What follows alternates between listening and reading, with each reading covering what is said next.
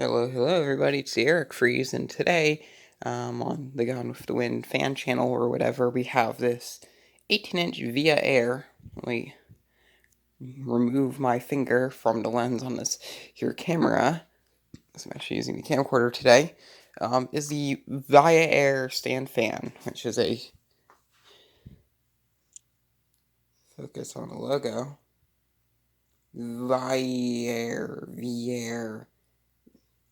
stand fan. I'm going to call it Vie-air because that's how I think it's spelled. I think it's actually probably pronounced Vie-air now after saying that for the first time. But, oh crap, I'm going to continue calling it Vie-air because that's how I've been calling it. But yeah, really nice looking fan. For a modern fan, I really like how it looks. I think there's not many modern fans I really personally like the look of. I like the look of those Homes 18-inch fans with digital controls and the really skinny blades, like they look like the Freshenairs. And then I also kind of like the look of the Nantucket Breeze stand fans, particularly the ones with the mesh grills, also with the free skinny blades. This one actually has metal blades on it, so that's kind of cool.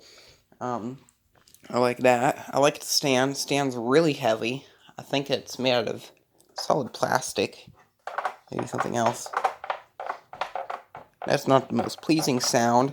This fan was thrown away. I got this from a scrapper. I traded him a bunch of lawnmowers for it. I think 2 mower decks for it and a bunch of other random smaller parts, including a muffler. Pretty nice. I like the metal blade. The motor in it's really big. It's bigger than my fist.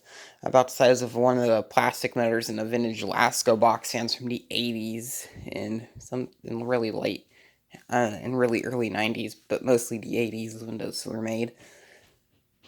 Yeah, kind of nice, I guess. It's a really tall fan. I think it stands about 5 foot tall.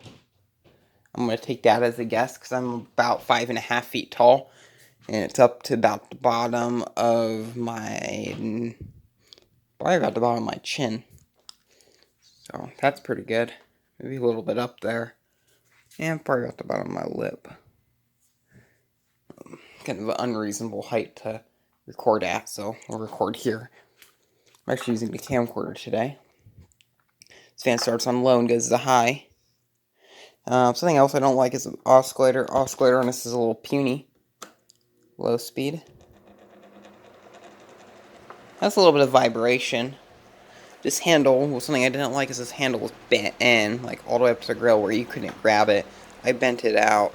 Unlike the, oops, I don't want the oscillation. I hit my edge of my hand barely on the oscillator and engaged.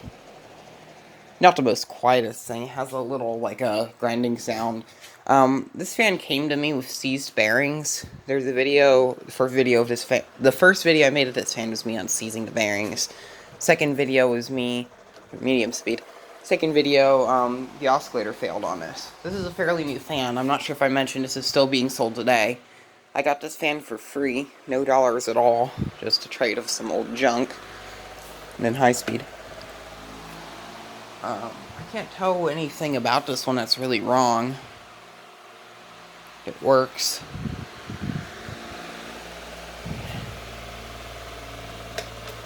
Then we'll do the oscillator. Oscillation on this is nice and slow. But like I said, about a few days after I used this thing, the oscillator failed. Medium speed.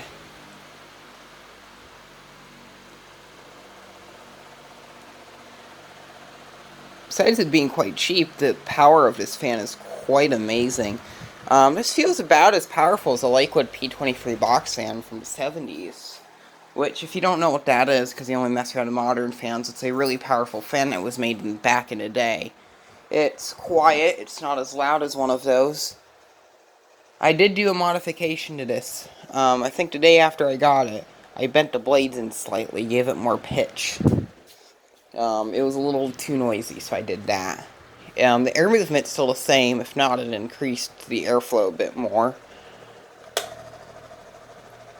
I don't know what's going on here in the back of the motor, making this weird noise, but it doesn't bother me. It's a really powerful fan now. I can feel it all the way from over here, and I had to sing at the bottom of, at the end of my hallway if I can try to get to a good spot. Doggo's right here. From standing over here, it's kind of, yeah, I can feel it at my feet. It's slouching a little too much. Ooh.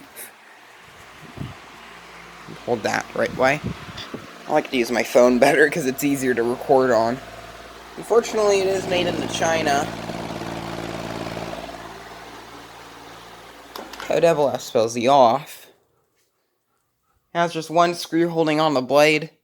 The thing just slouches back because it's not having any airflow holding it up anymore from running on a high speed. It barely had any blade pitch. Now it has a good bit of blade pitch. Just to get a look at that. Probably about a 1-inch blade pitch now. Probably has like a 2.5-inch blade pitch now.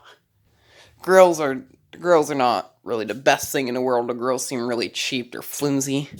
They're really skinny. It's even bent here. A little kid could easily bend these just like so and stick their finger in here and get their finger cut off by the metal blade. But if you're smart enough as a kid, you would have probably not stuck your finger in a fan.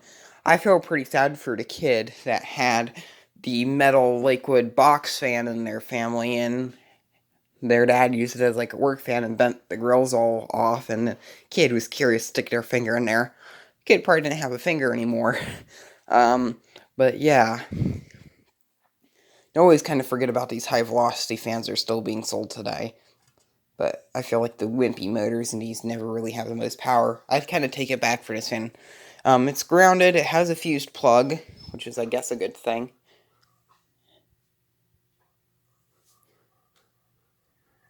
Here's the startup sound, if it even has one.